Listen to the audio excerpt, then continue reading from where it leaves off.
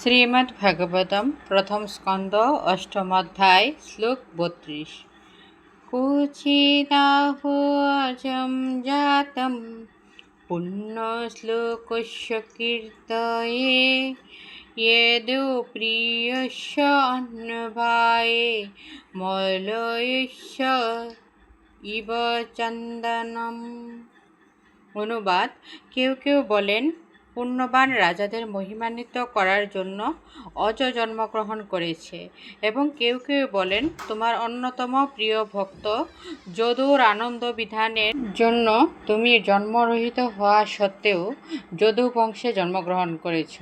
মলয় পর্বতের যশ বৃদ্ধির জন্য যেমন সেখানে চন্দন বৃক্ষের জন্ম হয়, তেমনি তুমি মহারাজ যদুর বংশে জন্মগ্রহণ করেছ।